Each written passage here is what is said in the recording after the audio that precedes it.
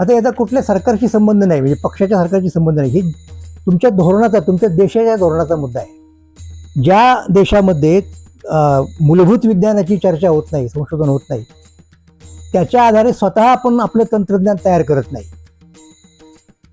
त्या देशाची प्रगती फार होणार नाही. R&D ज्याला डिपार्टमेंट म्हणतो आपण, ते प्रत्येक अशा कंपन्यांमध्ये असलं पाहिजे, रिसर्च अँड डेव्हलपमेंट. आणि इव्हन तो रिसर्च सुद्धा हा मूलभूत झाला पाहिजे. आता त्या कंपन्यांमधला रिसर्च मूलभूत होईल त्याची गॅरंटी नाही. मूलभूत संशोधन करण्याचं काम हे विद्यापीठांमध्ये, वैज्ञानिक संस्थांमध्ये चालतं, आणि तिथे आपण पुरेसे पुढे गेलेलो नाही आहोत. हा मुद्दा कुठल्या सरकारचा किंवा पक्षाचा नाही आहे, हा आपल्या एकूण देशातल्या संस्कृतीचा मुद्दा आहे. की तुम्हाला ज्ञानाची कदर आहे किंवा नाही, तुम्हाला शास्त्रज्ञांपेक्षा तंत्रज्ञ भारी वाटतात का? लक्षात घ्या, तंत्रज्ञान हे शास्त्रावरती आधारित असतं, विज्ञानावरती आधारित असतं. मग ज्या देशामध्ये शास्त्रज्ञांना महत्त्वाचं स्थान मिळत नाही आणि तंत्रज्ञांना मिळतं, त्या देशाची प्रगती होत नाही. पण AI क्षेत्रामधलं, संगणकाच्या क्षेत्रामधलं लेबर म्हणून आपण काम करणार आहोत का? विचारसरणीचा, पक्षाचा मुद्दा नाही आहे. आपण भारतीय लोकच मुळात खूप उत्सवप्रिय आहोत, हे लक्षात घ्या. पुष्कळ वेळेला आपल्याला कामापेक्षा त्या इव्हेंट्समध्ये, उत्सवामध्ये मजा वाटते, जरा एन्जॉय दॅट.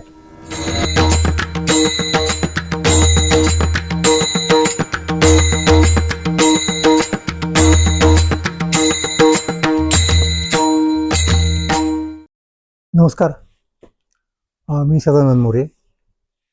महाराष्ट्र मंथन अंतर्गत आळंदी ते सिलिकॉन व्हॅली वाया नेवासा या उपमालिकेमध्ये आपण सर्वांचं मनापासून स्वागत करतो.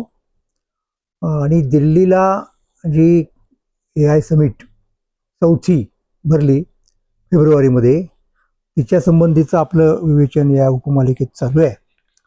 आणि आपण असं पाहिलं की पॅरिसमध्ये, म्हणजे 2025 जेव्हा परिषद भरली, शिखर परिषद भरली, तेव्हा पंतप्रधान तिथे गेले होते आणि त्यांनी संयुक्त यजमानपद तिथं भूषवलं किंवा पार पाडलं. आणि त्याच्यानंतर दिल्लीला समिट घ्यायची असं ठरलं.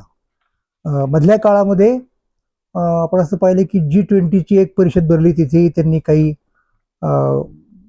धोरणात्मक बाबी स्पष्ट केल्या. नंतर प्रत्यक्ष समिट भरण्याच्या अगोदर एक जाहीरनामा पत्रक प्रस्तुत केलं. पण आणखी एका गोष्टीचा उल्लेख मला करायला पाहिजे की ही प्रक्रिया खरं तर त्याच्याही आधी सुरू झाली होती. म्हणजे ती केव्हा, तर 2024च्या मार्च महिन्यामध्ये इंडिया AI मिशन या नावाचं एक उपक्रम म्हणूयात आपण सुरू करण्यात आला. आणि ज्याच्यामध्ये त्यांनी AI इकोसिस्टीम बांधायची आहे, पायाभूत अशा प्रकारची, असं जाहीर केलं. आणि ही गोष्ट मला महत्त्वाची वाटते, कारण त्याच्यामध्ये त्यांनी अगदी वेळेची देखील मर्यादा घालून घेतली होती स्वतःवरती. 24 महिन्यांमध्ये आपण ते करू असं म्हटलं होतं. आणि 24 म्हणजे आता 2026मध्ये, खरं तर मार्चमध्ये त्याला 24 महिने झालेले आहेत. त्याच्या आधीच एक समिट झाली, म्हणजे निश्चितपणे काही पावलं त्या दिशेने त्यांची पडलेली असणार असं आपण गृहीत धरायला हरकत नाही. तर त्या मिशनमध्ये काय केलं होतं, इंडिया AI मिशन, आणि त्याच्यातनंच तो सर्वम शब्द आला बरं का. ते जो मागच्या ह्याच्यात जो मुद्दा मांडला ना की सगळ्यांच्यासाठी, तो सर्वम शब्द तिथेच, म्हणजे एक इन्क्लुझिव्ह ज्याला म्हणतो आपण, कोणाला वगळायचं नाही, हा त्याचा अर्थ होतो. तर तेव्हा 10,172 कोटी रुपये त्यासाठी त्यांनी त्या इकोसिस्टीमच्या बांधणीसाठी खर्च करूयात किंवा तरतूद तशी केली होती, हे आपल्याला सांगायला पाहिजे. आता काय नेमकं या देशाच्या AI धोरणाबद्दल सांगता येईल? सरकारने जाहीर केलेलं आहे ते, त्याच्यामुळे आपण त्याचं आणखीन वेगळं इंटरप्रिटेशन करण्याची गरज नाहीत. काही गोष्टी अगदी स्पष्ट असतात, म्हणजे आपण फक्त त्या योग्य की अयोग्य या संबंधी तुम्ही बोलू शकता. नंतरच्या काळात त्याची कितपत अंमलबजावणी झाली याबद्दल चर्चा होऊ शकते. पण ॲज इट इज या गोष्टी पूर्णपणे स्पष्ट आहेत की विजन काय आहे की to democratize technology and address challenges specific to the nation. हे तंत्रज्ञान डेमोक्रेटाइज करायचं, म्हणजे त्याचं लोकशाहीकरण करायचं. एक्झॅक्टली हाच मुद्दा सर्वांमध्ये अपेक्षित आणि अभिप्रेत आहे की कुठल्याही एका विशिष्ट समूहाची ती मक्तेदारी होता कामा नये, इलिटिस्टांची मक्तेदारी होता कामा नये. हा त्याचा अर्थ आहे. सगळ्यांच्या आपण म्हणतो ना पुष्कळ वेळा एखादी म्हण केल्याप्रमाणे की विकासाची गंगा घरोघर पोचली पाहिजे दारात प्रत्येकाच्या वाऱ्यावर. हे वेगळं म्हणजे इन द सेन्स की ते अलंकारिक पद्धतीने आपण बोलतो, पण इथे म्हणजे खरोखर तुम्हाला त्याचे रिझल्ट द्यावे लागणार आहेत, हा त्याच्यातला मुद्दा आहे. त्यामुळं हे जे त्यांनी प्रस्तुत केलं पत्रक वगैरे, त्यांचं म्हणणं असं आहे त्याच्यामध्ये की India's AI strategy based on कशामध्ये की एक प्रकारची vision to democratize the use of technology. It aims to address India centric challenges, create economic and employment opportunities for all Indians. म्हणजे सर्व भारतीयांना संधी मिळावी आर्थिक विकासाची, रोजगाराची वगैरे वगैरे. हा डेमोक्रेटायझेशनचाच एक भाग आहे. म्हणजे कुठलाही समूह, कुठलीही व्यक्ती त्या संधीपासून वंचित होऊ नये, वंचित राहू नये, हा मला असं वाटतं की त्यांचा मुद्दा त्या ठिकाणचा दिसतोय. आणि मग त्यासाठी बाकीच्या गोष्टी आल्याच की काय काय करता आलं पाहिजे. त्या काळामध्ये अत्यंत प्रचलित होत गेलेली लार्ज लँग्वेज मॉडेल्स, तीही महत्त्वाची आहे. मग त्या मॉडेल्समध्ये लोकल डेटा आपण त्याला फीड केला पाहिजे. कारण आपण ज्या पद्धतीचे रिझल्ट्स आपल्याला हवे असतात ते जर इतर देशांमध्ये असलेल्या उपलब्ध असलेल्या विधांच्या आधारे काढले तर त्याच्यामध्ये बऱ्यापैकी चुका होऊ शकतात, हे आपण नक्कीच म्हणू शकतो. त्याच्यामुळे तो एक मुद्दा त्या ठिकाणी आहे. आणि यामध्ये असंही म्हटलंय की मुंबई IIT मध्ये भारत जेन अशा प्रकारचा एक नवीन एक नवीन लॅब पण उभारू आणि तिच्या मार्फत हे सगळं काम करू. सगळ्यात महत्त्वाचा मुद्दा तर इथे आला, याची आत्ता या घटकेला चर्चा सुरू आहे. आपण 24 साली तरी कमीत कमी त्याच्याकडे लक्ष दिलं होतं असं म्हणायला हरकत नाही. तो म्हणजे कोणता की सेफ्टी आणि इथिक्स. आता सेफ्टीचा संबंध म्हटलं तर इथिक्सशी नाही, तो एका अर्थाने तांत्रिकच मुद्दा आहे असं आपण म्हणू शकतो. म्हणजे सरळ सरळ प्रत्यक्ष पाहायचं झालं तर ती हवीच आहे सगळ्यांना. पण इथिक्स हा एक महत्त्वाचा मुद्दा त्या ठिकाणी येतो. आणि त्यासाठी काय करायला पाहिजे की काही एक तत्व दिली पाहिजेत, उभारली पाहिजेत, तत्वांची चौकट उभारली पाहिजेत. प्रिन्सिपल्स आपण म्हणतो की जी उभारण्याची काय म्हणत त्याला अत्यंतिक अर्ज ज्याला म्हणता येईल, ती अलीकडच्या काळामध्ये अँथ्रोपिक कंपन्यांनी दाखवली. आणि इतकंच नव्हे तर तिनं त्याच्यावरनं पंगा घेतला मोठमोठ्या प्रतिस्पर्धी कंपन्यांशी. आणि इतकंच नव्हे तर खुद्द अमेरिकेच्या ट्रम्प सरकारशी, हे आपण बघतो. त्यामुळे इथिक्स हा अत्यंत महत्त्वाचा मुद्दा आहे की सेफ अँड ट्रस्टेड AI हा महत्त्वाचा मुद्दा आहे. सेफ तर पाहिजे पण ट्रस्टेड, हे इथिक्सचा मुद्दा तिथे येतो. इथिक्सचा मुद्दा तिथे येतो. म्हणजे ट्रस्ट, माणसांचे जे व्यवहार चालतात ना ते ट्रस्ट किंवा विश्वासावरती चालतात. म्हणजे त्याचा अर्थ असा नाही की माणसं विश्वासघात करत नाहीत, पण विश्वासघात करतात याचा अर्थ अनेक लोक विश्वास पाळतात सुद्धा, म्हणजे विश्वासाला जागतात सुद्धा. घात करणारे लोक थोडे आहेत. म्हणजे सर्वसामान्य लोक, म्हणजे जसं ते म्हटलं जातं की नाही की बाजारामध्ये खऱ्या नाण्यांची संख्या जास्त असते, त्यामुळं खोटी नाणी चालतात. लक्षात घ्या, खोटी नाणी नसतात अशातला भाग नाही. खोटी नाणी तयार करणारे, चालवणारे महाभाग असतात, पण खऱ्या नाण्यांशिवाय खोटी नाणी चालणार नाहीत. त्यामुळे ज्याला आपण विश्वास म्हणतो तो अत्यंत महत्त्वाचा आहे माणसांच्या व्यवहारामध्ये. आता हा जो विश्वास आहे ना, तो विश्वास आपणाला AI मध्ये सुद्धा संक्रमित करता आला पाहिजे. हा अत्यंत महत्त्वाचा मुद्दा आहे. नाहीतर AI पण त्याच पद्धतीने तुम्ही त्याला तर मोकळं सोडलं समजा, तर मग परिणाम काय होईल की कदाचित तो माणसं जितक्या प्रमाणात तसं करतात दुर्व्यवहार, विश्वासघात वगैरे किंवा चुकीच्या गोष्टी करतात, तसं त्याच्यापेक्षा जास्त करण्याची शक्यता जास्त आहे. हेही आपण लक्षात घेतलं पाहिजे. म्हणून तो मुद्दा व्हेरी वेल टेकन की ट्रस्टवर्दी, इथिकल आणि अर्थात त्यांनी म्हटल्याप्रमाणे सेफ या गोष्टी पाहायला पाहिजेत. आणि म्हणून तर तो मुद्दा तिथे आला. तो 24 सालापासून आपल्याकडे चर्चेमध्ये आहे. त्याच्यानंतर आपण हा मधला भाग सोडून परत एकदा थेट आपल्या कारभाराकडे येऊ. म्हणजे 26 सालच्या फेब्रुवारी मधल्या त्या समिटकडे काय तिथे दिसतंय की इथे परत एकदा पंतप्रधान मोदी यांनी इथिकल यूज ज्याला म्हणतो आपण आर्टिफिशियल इंटेलिजन्सचा नैतिक उपयोग कसा आवश्यक आहे ते त्यांनी सांगितलं. आणि ते त्याच्या अगोदर त्यांनी त्या समिटमध्येही सांगितलं होतं. हाच हाच मुद्दा हेही तुम्हाला या ठिकाणी परत एकदा रिपिटेशनच्या गृहीत धरून सुद्धा सांगायला पाहिजे असं मला वाटतं. मग त्या समिटचं उद्घाटन करताना काहीतरी 17 तारखेला वगैरे 16 तारखेला ते झालं असेल. त्याच्यामध्ये त्यांनी मग अनेक गोष्टी क्लिअर केल्या. याच्यातनं भारताचं जे धोरण आहे ना ते प्रतिबिंबित होतं असं आपण म्हणू शकतो. त्याच्यामध्ये काय म्हटलं त्यांनी की हा फार महत्त्वाचा मुद्दा आहे बरं का, आणि तो फक्त भारतापुरता नाही आहे, तो सगळ्या जगाच्या संदर्भात आहे. आता जेव्हा आपण AI नावाच्या एका वेगळ्या तंत्रज्ञानाची चर्चा करतो तेव्हा आपल्याला काय दिसतं की एक कंपनी आहे AI निर्माण करणारी. राष्ट्र तिच्या संदर्भात कायदे करता ते आपण बाजूला ठेवू, आणखीन इंटरनॅशनल चौकट करायची आहे तोही मुद्दा बाजूला ठेवू, पण कमीत कमी आपल्याला काय दिसतं, असं दिसतं की कंपनी आहे AIचं प्रोडक्शन करणारी, म्हणजे ते मॉडेल्स डेव्हलप करणारी, सॉफ्टवेअर निर्माण करणारी वगैरे वगैरे. आणि त्याने निर्माण केलेलं जे काही आहे ते त्यांच्या गाईडलाईन्स प्रमाणे ते ऑपरेट करणारे काही लोक असतात. म्हणजे आता ह्या व्यक्ती आहेत लक्षात घ्या इथपर्यंत. आणि तिथून पुढे काय होतं की ते सगळं जे तयार केलेलं प्रॉडक्ट आहे ते AIचा वापर करणाऱ्या लोकांच्या पर्यंत, म्हणजे ग्राहकांच्या पर्यंत जातं. युजर्स म्हणतो आपण त्यांना. तसा त्रिस्तरीय किमान हा व्यवहार व्हावा लागतो. म्हणजे प्रत्यक्ष ती कंपनी, नंतर कंपनीने दिलेल्या गाईडलाईन्स प्रमाणे त्या चौकटीत काम करणारे ते ऑपरेटर्स ते प्रत्यक्ष हाताळतात ना, आणि नंतर त्यांच्याकडनं योग्य ते ऑपरेशन झाल्यानंतर ग्राहकांच्याकडे ते प्रॉडक्ट जातं. मग आता इथे मुद्दा काय येतो, अत्यंत महत्त्वाचा मुद्दा असा येतो की हे ग्राहक जगभर आहेत.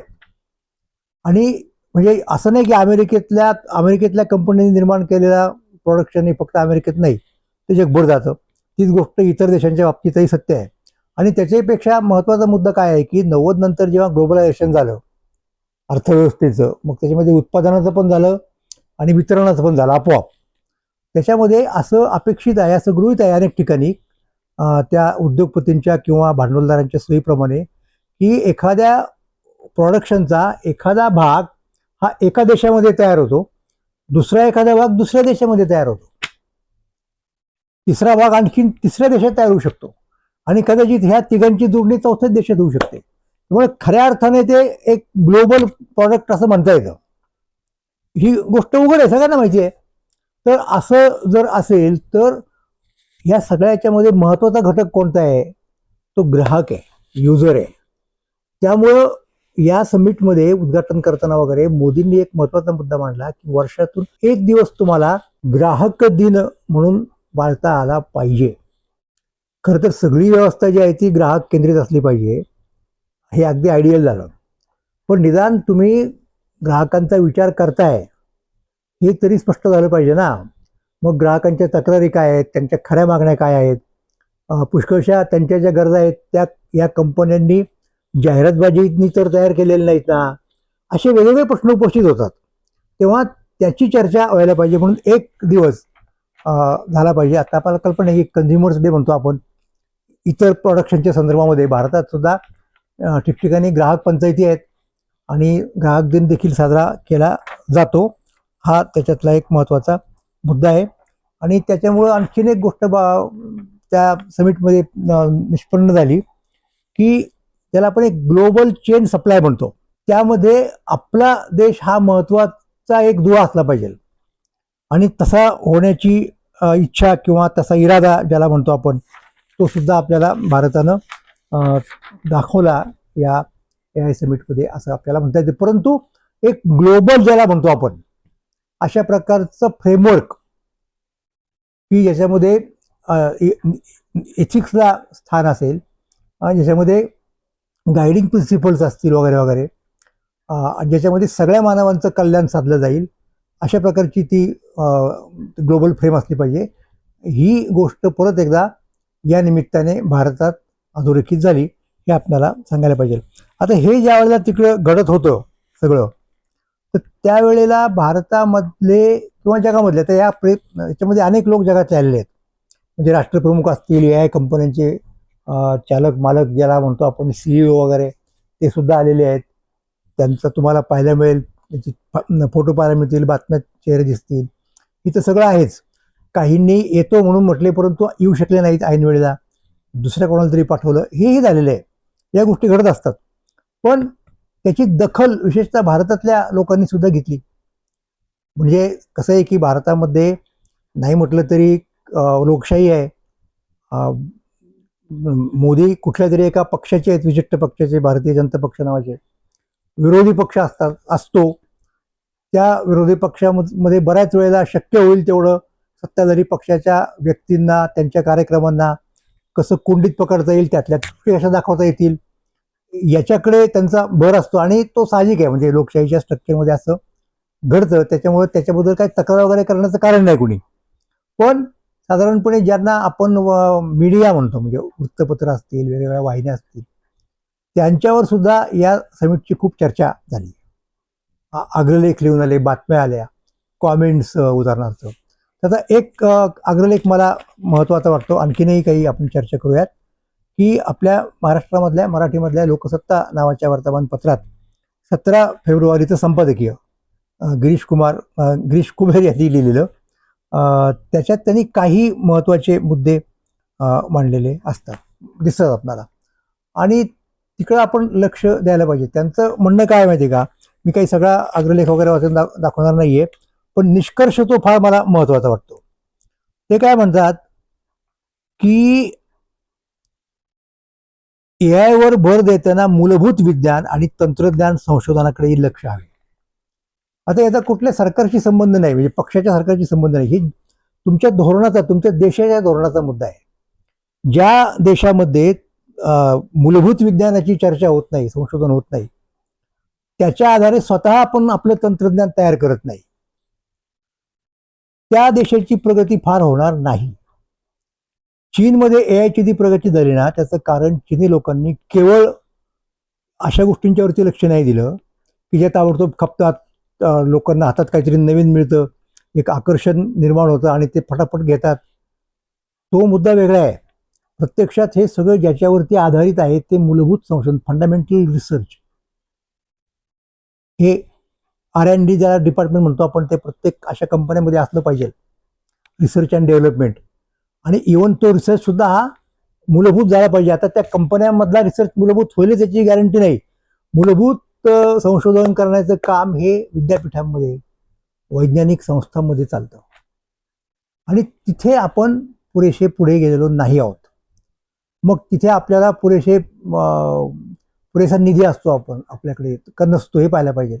नसेल तर तो उपलब्ध करून दिला पाहिजे. कसं माहिती का की आता हे पहा की संगणकाची एक क्रांती झाली त्यावेळेला, किंवा नंतर AI सुद्धा आलं त्यावेळेला, की आपल्याकडे जो आधीच पुढारलेला वर्ग, ज्यांना आपण त्यावेळेचे इलिट म्हणू शकतो, त्यांच्या असं लक्षात आलं त्या लोकांच्या की हे खूप प्रमाणामध्ये आर्थिक फायदा देणारं प्रकरण आहे. म्हणजे आपला जगण्याचा दर्जा वाढवणार आहे, आपल्याला प्रतिष्ठा देणार आहे. मग त्या एकूण स्ट्रक्चरमध्ये आपलं स्थान ज्याला म्हणतो आपण, आपलं काम जे म्हणतो ना आपण, ते दुसऱ्या, तिसऱ्या, चौथ्या फळीतलं असतं तरी चालेल, कारण तिथेही पगार भरपूर मिळतो. म्हणून आणखीन काही वर्ष घालवायची अजून काय म्हणतात त्याला, फंडामेंटल रिसर्चमध्ये वगैरे अशा बंगडीत न पडता अगदी डिप्लोमा स्तराच्या किमान ट्रेनिंगमधून सुद्धा आपलं जीवनमान चांगलं राहू शकतं. हे लक्षात आलं लोकांच्या, आणि बुद्धिमान विद्यार्थी सुद्धा मग पुढच्या संशोधनाच्या भांगडीत न पडता, कारण ते केल्यानंतर आपल्याला पुढच्या चांगल्या नोकऱ्या मिळतील याची कुठली गॅरंटी आहे. हा मुद्दा कुठल्या सरकारचा किंवा पक्षाचा नाहीये, हा आपल्या एकूण देशातल्या संस्कृतीचा मुद्दा आहे. की तुम्हाला ज्ञानाची कदर आहे किंवा नाही, तुम्हाला शास्त्रज्ञांपेक्षा तंत्रज्ञ भारी वाटतात का? लक्षात घ्या, तंत्रज्ञान हे शास्त्रावरती आधारित असतं, विज्ञानावरती आधारित असतं. मग ज्या देशामध्ये शास्त्रज्ञांना महत्वाचं स्थान मिळत नाही आणि तंत्रज्ञांना मिळतं, त्या देशाची प्रगती होत नाही. लक्षात घ्या, तिला मर्यादा पडतात. प्रगती होत नाही म्हणजे तुम्हाला तुमच्या उपभोगाची साधनं मिळतील ना, पाहिलेची 50 मिळतील, स्वस्तात मिळतील. तर याचा एक परिणाम काय झाला, याचा एक परिणाम असा झाला माहिती का, की या सगळ्या वेगळ्या कंपन्यांनी मधल्या काळामध्ये भारतातून या क्षेत्रातलं लेबर, मी असंच म्हणेन, भले यांनी स्वतःला किती वरची नावं देऊत त्याची घेणं नाही, पण AI क्षेत्रामधलं, संगणकाच्या क्षेत्रामधलं लेबर म्हणून आपण काम करणार आहोत का, हा मुद्दा आहे. मग आपल्याकडच्या अशा ज्या मोठमोठ्या आपण नावाने झळकवतो की अशी सिटी आहे, ही तशी सिटी आहे, ती खरंच तशी असते का? तर याचा आपण गंभीरपणे विचार केला पाहिजे ना. आणि म्हणून परत एकदा या क्षेत्रामध्ये आपल्याला आपण गुंतवणूक केली पाहिजे. याचे तुम्हाला असे दृश्य परिणाम लगेच दिसून नाही येणार. त्याला वेळ लागतो. पहिली गोष्ट, संशोधन काय रोज होणारी गोष्ट नाही हो. तुम्ही तंत्रज्ञानातून निष्पन्न होणाऱ्या, उत्पादित होणाऱ्या वस्तू रोज किती निघाल्या याचं मस्टर ठेवू शकता की इतके मॉडेल्स आज आपल्याला मिळाले. तसं तुम्ही ह्या महिन्यात इतकं संशोधन झालं याचं मापदंड नसतो काय, लक्षात घ्या. पुष्कळ वेळेला ती गोष्ट ऍक्सिडेंटली होत असते अनेक वेळेला. आणि ऍक्सिडेंटली जरी केव्हा कधी होते, जेव्हा तुम्ही ती सतत करत असता ना, तेव्हा ऍक्सिडेंटली होते. तुम्ही रस्त्याने प्रवासच जर नाही केला तर ऍक्सिडेंट कसा होणार? तसंच आहे ना हे जवळजवळ. तर हा एक अत्यंत महत्वाचा मुद्दा आहे की आपल्याकडे वैज्ञानिक संस्कृती, इकोसिस्टीम ॲज ए होल, तिचा विकास आपल्याला करता आला पाहिजे. आणि जो पुरेसा होत नाही अशी कोबऱ्यांची तक्रार आहे, त्यासाठीची गुंतवणूक वाढायला हवी. ती होऊन आधी वैज्ञानिक बुद्धिमत्तेचा प्रसार व्यापक व्हायला हवा. त्यातून मानवी अकृत्रिम बुद्धी आधी प्रगल्भ व्हावी. कृत्रिम बुद्धिमत्ता हा पुढचा टप्पा. पहिल्याच टाळून दुसरीकडे थेट जाता येणार नाही, ही एक महत्वाची वॉर्निंग आहे. म्हणजे त्या दुसऱ्या टप्प्यात म्हणजे कृत्रिम बुद्धिमत्तेच्या क्षेत्रात आपण काम करू नये अशातला भाग नाहीये. पण आपण मूलभूत क्षेत्रात काम न करता सगळे आपले रिसोर्सेस जर त्याच्यातच ठेवले तर आपलं स्थान जागतिक पातळीवरती नेहमी, ज्याला इंग्रजीमध्ये टू प्ले सेकंड फेडरल म्हणतात. म्हणजे आता आपल्या शास्त्रीय संगीतामध्ये आपण कसं आहे की एक उदाहरण म्हणून देतो, त्याचा कोणी गैरअर्थ वगैरे घेऊ नये किंवा कोणाची उपेक्षा अवहेलना करण्याचा मुद्दा नाहीये.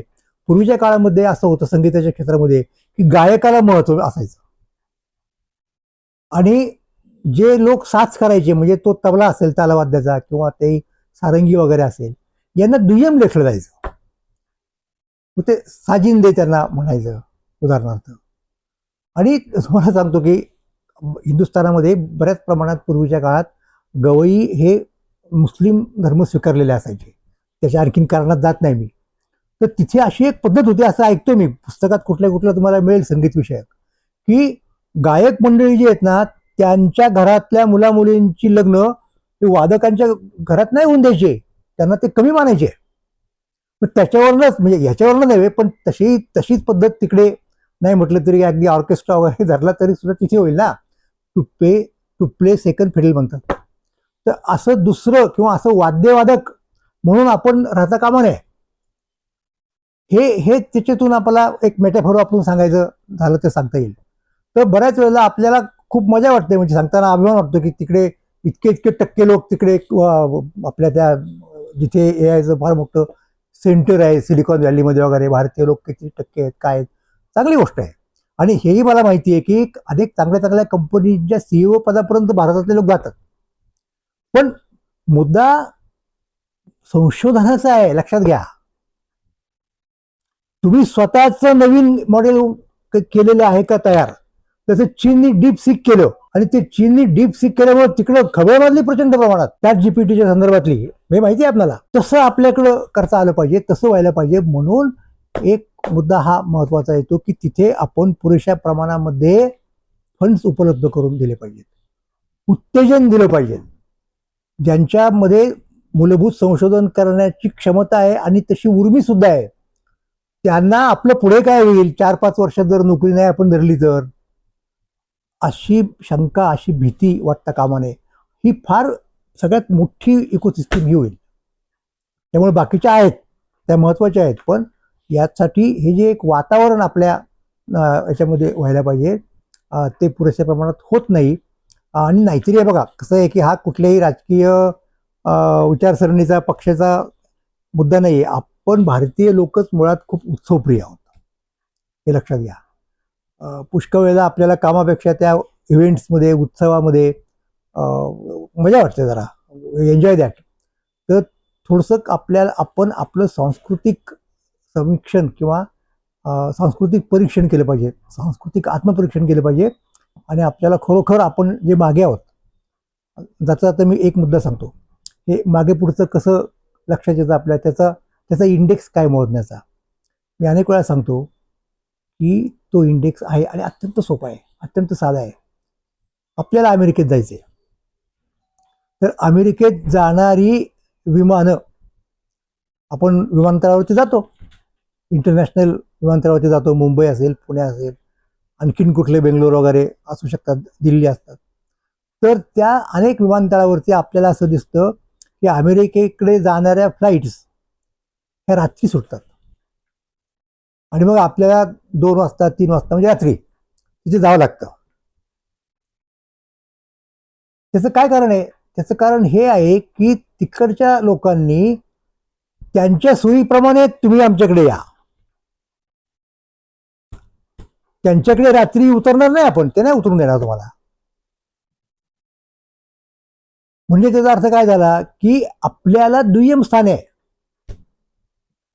आपण क्रमांक 1 वरती आलो. हे कधी म्हणता येईल? जेव्हा भारतातली विमानं अमेरिकेला जाणारी रात्रीच्या ऐवजी दिवसा सुटतील आणि मग मला रात्री जागरण करून 2 वाजता विमानतळ गाठायचं आहे, असं न करता मी दुपारी 2ला तिथे जाईल आणि मला विमान मिळेल. ते गमक आहे. ते जोपर्यंत आपल्याला साधत नाही ना, तोपर्यंत आपण सेकंड फिल्डवालेच ठरवू. म्हणून हा जो इशारा आहे ना, तो मला महत्वाचा वाटतो आणि तो सगळ्यांनी गंभीरपणे घ्यायला पाहिजे. दिल्लीच्या समिटमध्ये चर्चेत आल्या त्या भलत्याच गोष्टी. म्हणजे झालं असं की या सगळ्या लोकांचं, जगामधल्या सगळ्या राष्ट्रांचं एक एकमत आहे, ऐक्य आहे. याचं प्रतीक म्हणून मोदींनी सांगितलं की सगळ्यांनी हातात हात गुंफावेत एकमेकांच्या. त्याप्रमाणे अनेकांनी केलं. पण जे व्यावसायिक स्पर्धक आहेत ना सध्या जगातल्या, एक म्हणजे अल्टमन आणि दुसरा अमुदाई, त्यांनी अशा प्रकारे एकमेकांच्या हातात हात मिळवायला नकार दिला आणि ती गोष्ट खूप चर्चेची ठरली. एक मुद्दा. दुसरा मुद्दा ज्याच्यामुळे भारताची प्रतिमा खराब झाली जागतिक स्तरावरती, त्याचाही उल्लेख करायला हवा. तो म्हणजे दिल्लीमधल्या गलगोटी या नावाच्या युनिव्हर्सिटीच्या लोकांनी काय केलं की एक कुत्रा रोबोट तयार केला. त्याचं नाव ठेवलं ओरायन. आणि तो काही कृत्य करतो माणसासारखी, तो रोबोट असल्यामुळं.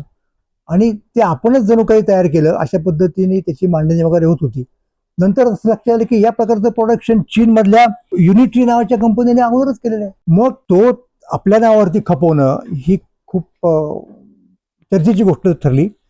हा झाला एक मुद्दा. आणि त्याच्याहीपेक्षा महत्वाचा मुद्दा काय माहिती का, की खरं तर अशा प्रकारचा रोबोट कुत्रा त्याच्याही मागच्या वर्षी म्हणजे 2025 साली IPLच्या मॅचेसमध्ये शूटिंग करण्यासाठी म्हणून वापरला गेला होता, की जो परत त्या युनिटीचाच होता. आणि त्याला एक भारतीय साज वगैरे दिला त्या लोकांनी, कॅरेक्टर केलं एक चंपक नावाचं ब्रॉडकास्ट इंटिग्रेशन करून, आणि तो मिरवला.